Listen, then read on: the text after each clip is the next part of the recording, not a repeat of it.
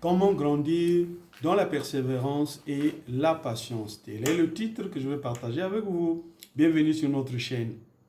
Le but de ce titre, c'est le prix à payer pour grandir. La croissance spirituelle exige beaucoup d'exigences et de sacrifices.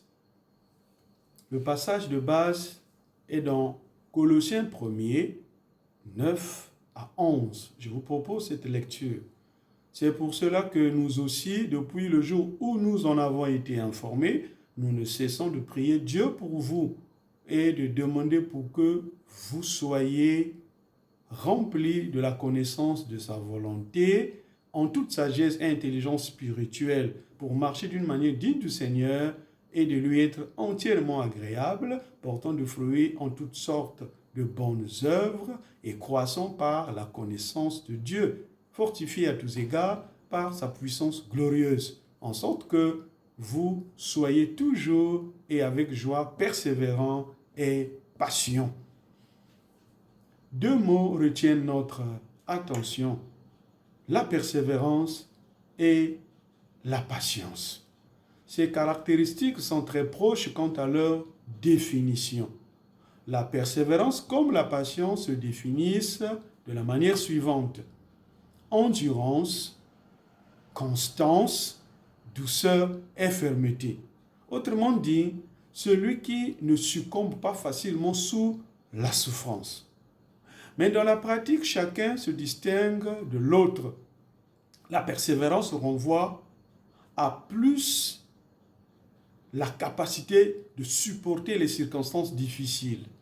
Par contre, la patience réside dans l'aptitude à supporter les personnes difficiles.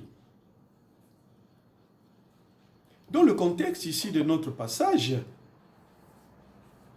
la petite ville appelée Colosse en Phrygie jouissait d'une relative prospérité due principalement à l'élevage des moutons. Et une église fut fondée par Épaphras, l'un des collaborateurs de l'apôtre Paul, qui avait certainement eu des retentissements quant à son ministère dans la région. C'est pourquoi il avait eu le temps d'écrire aux frères de Colosse. De nombreux titres ont été attribués à cette épître aux Colossiens, mais celui de l'épître de la plénitude semble gagner l'adhésion générale. Il s'agit de la plénitude de la connaissance de Dieu. Et donc l'apôtre Paul traite dans cette lettre la plénitude de la connaissance de Dieu. Comme pour dire que celui qui connaît Dieu sera à mesure et avec joie de supporter les circonstances et les personnes difficiles. Nous sommes parfois confrontés à des situations mentales qui nous pensons que nous ne pouvons pas endurer cela. Nous avons à faire des efforts. En premier, le besoin de la persévérance dans les circonstances difficiles. Et à propos, Léon Trotsky écrivait, je cite, « La persévérance, c'est ce qui rend l'impossible possible, la possibilité probable et le probable réalisé. » Deuxièmement, de la patience continue avec une personne difficile, de continuer à pardonner et à faire preuve de grâce, de l'auto-restriction de celui qui n'use pas activement les représailles envers une faute. Le Seigneur, à propos, nous donne un puissant renforcement que nous recevons. Il nous permet d'avoir des attributs mentaux et de l'endurance joyeuse. Nous trouvons cela dans ce passage, la révélation de Paul, selon laquelle le Seigneur nous invite à considérer dans notre marche avec lui les éléments suivants. Au verset 9 de notre chapitre, être rempli de la connaissance de sa volonté.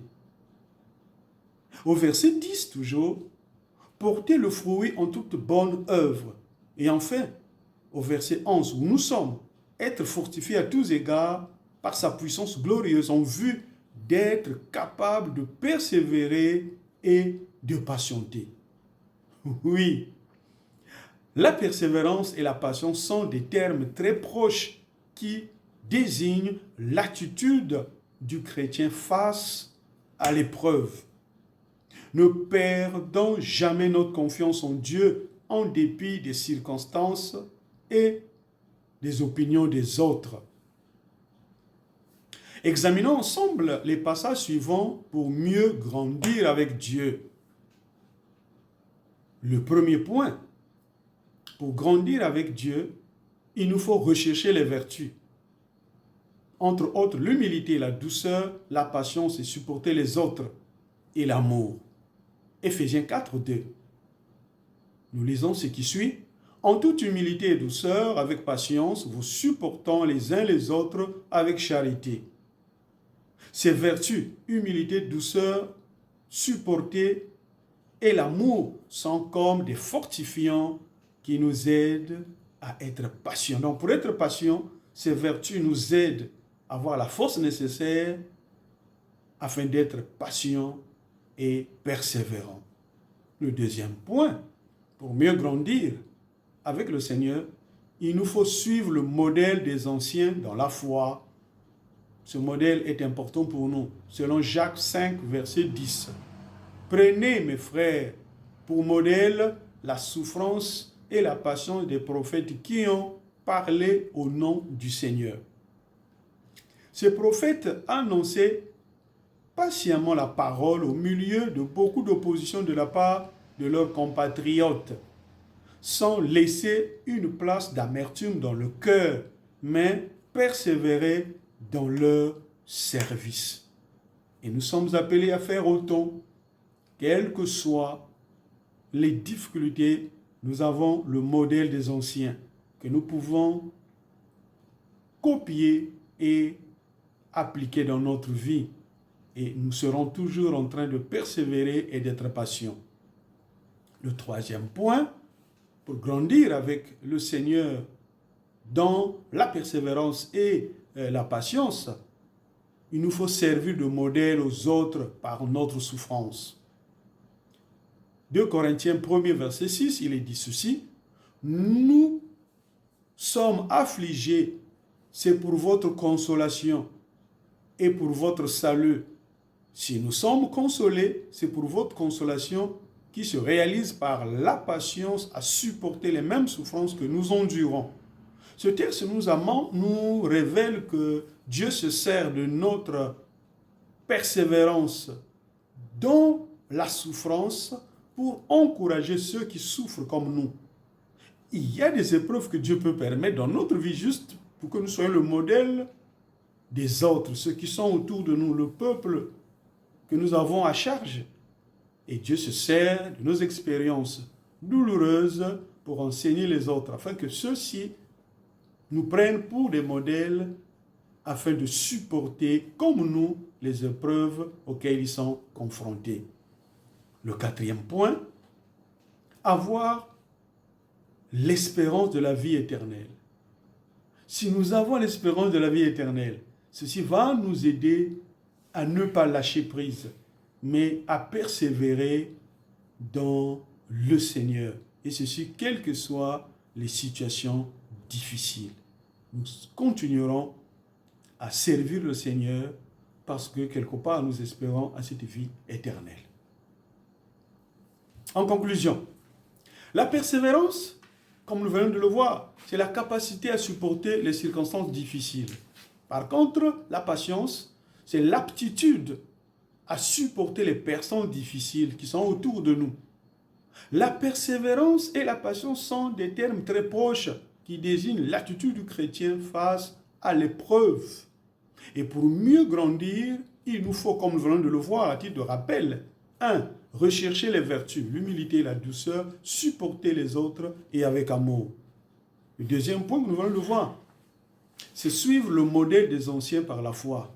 Nous avons cité l'exemple des prophètes. Le troisième point, servir le modèle aux autres par notre souffrance. Et enfin, le quatrième point, avoir l'espérance de la vie éternelle.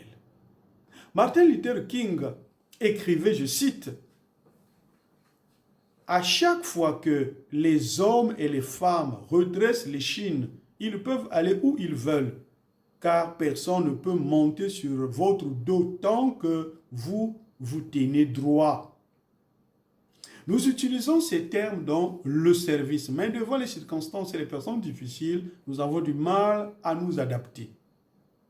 Par ce message, le Seigneur nous invite de renoncer à ces mauvaises pratiques afin que nous grandissions.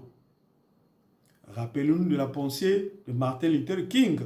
À nous de nous redresser notre dos afin que personne n'y monte et nous empêche de continuer. Que le Seigneur vous bénisse.